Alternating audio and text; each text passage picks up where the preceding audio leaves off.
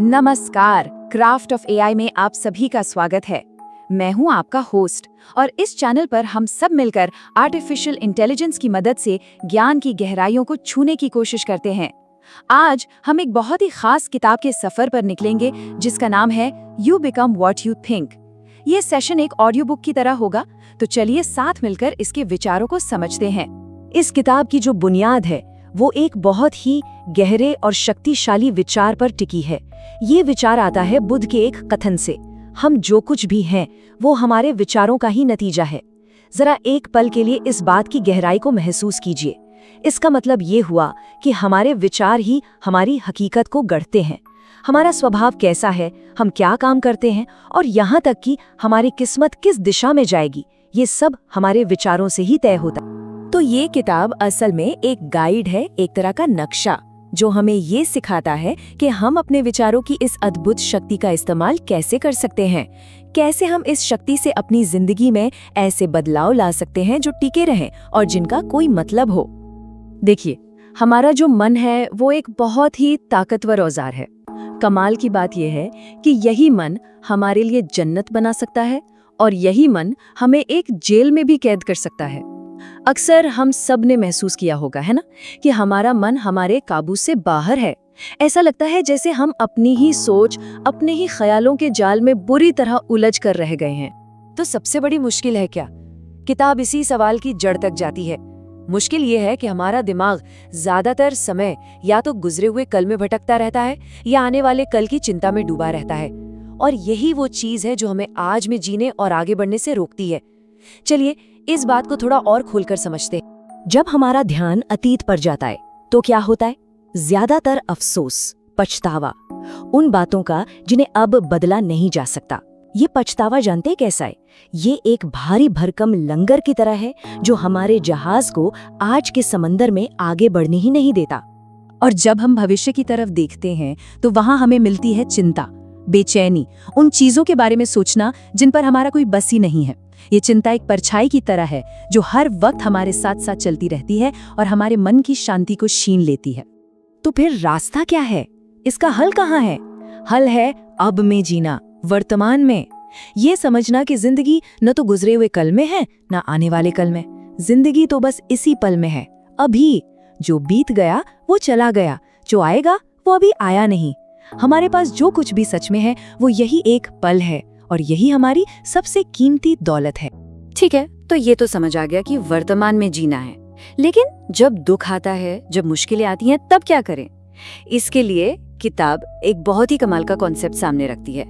ये हमें सिखाती है कि दर्द जो मिलना ही है और पीड़ा जिसे हम खुद चुनते हैं, इन दोनों के बीच का फर्क कैसे समझें।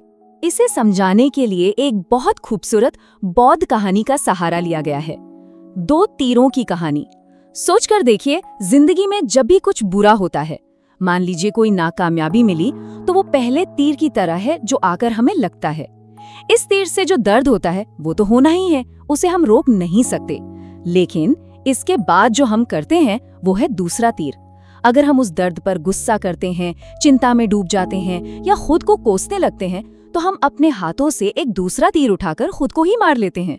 और ये जो दूसरे तीर की पीड़ा है, ये हमारी अपनी बनाई हुई है। और सबसे बड़ी बात, हम ये दूसरा तीर न चलाने का फैसला कर सकते हैं। तो सवाल उठता है कि इस दूसरे तीर से बचे कैसे? इसका रास्ता है माइंडफुलनेस, यानी जागरूकता। इसका मतलब बहुत सीधा सा है, अपने मन में उठते विचारों को बस एक दर्शक बनकर देखना। जैसे हम आसमान में तैरते बादलों को देखते हैं, वो आते हैं और चले जाते हैं। हम उन्हें देखते हैं पर उनके साथ बह नहीं जाते। बस यही करना है, विचारों को आने देना है, उन्हें देखना है पर उन पर कोई प्रतिक्रिया नहीं देनी है। चलिए, अब तक हमने जो कुछ भी समझा उसे अपनी रोजमर्रा की जिंदगी में उतारने की बात करते हैं, क्योंकि ज्ञान तब तक अधूरा है जब तक उसे अमल में न लाया जाए। और इसका रास्ता जाता है हमारी छोटी छोटी आदतों से, वो आदतें जो रोज रोज दोहराने पर कमाल के नतीजे देती हैं। हर आदत की अपनी एक कहानी होती है, एक साइकिल। इसे हैबिट लूप कहते हैं। इसके 4 हिस्से हैं। पहला, एक इशारा या क्यू, जैसे सुबह उठते ही फोन देखना। दूसरा, एक तलब या क्रेविंग, सोशल मीडिया पर कुछ नया देखने की इच्छा। तीसरा हमारा रिएक्शन या रिस्पॉन्स, यानी फोन उठाकर ऐप्स खोलना। और चौथा इनाम या रिवॉर्ड, कुछ मजेदार देखकर मिलने वाली खुशी। अगर हम इस पूरे लूप को समझ जाएं तो हम किसी भी आदत को बना या बिगाड़ सकते हैं। और जानते हैं, बदलाव के लिए कोई बहुत बड़ा काम करने की जरूरत नहीं है। किताब का एक सबसे पावरफुल मैसेज यही है कि हर रोज सिर्फ 1% बेहतर होना है। ये सुनने में बहुत छोटा लगता है, लेकिन समय के साथ ये छोटे छोटे सुधार मिलकर इतने बड़े हो जाते हैं कि जिंदगी पूरी तरह बदल जाती है। इसे ही कहते हैं छोटे कदमों की कंपाउंडिंग पावर। अगर एक मजबूत शुरुआत के लिए कोई फॉर्मूला चाहिए तो किताब में 20-20-20 फॉर्मूले का जिक्र है। ये बहुत आसान है। अपने दिन का पहला घंटा उसे 3 हिस्सों में बांट दीजिए। पहले 20 मिनट एक्सरसाइज, ताकि शरीर जाग जाए। अगले 20 मिनट रिफ्लेक्शन यानी मेडिटेशन या जर्नलिंग, मन को शांत करने के लिए। और आखिरी 20 मिनट लर्निंग यानी कुछ नया सीखना, कोई किताब पढ़ना। ये एक छोटा सा रूटीन पूरे दिन की दिशा तय कर सकता है। तो चलिए अब इस पूरी बातचीत का सार निकालते हैं। वो कौन सी खास बातें हैं जिन्हें हम आज अभी से अपनी जिंदगी का हिस्सा बना सकते हैं। तो इस किताब से हमें क्या मिला? पहली बात कि जो कुछ भी है वो बस यही पल है। दूसरी, दुख एक चॉइस है, मजबूरी नहीं। तीसरी, कामयाबी छोटी छोटी आदतों को रोज दोहराने से मिलती है।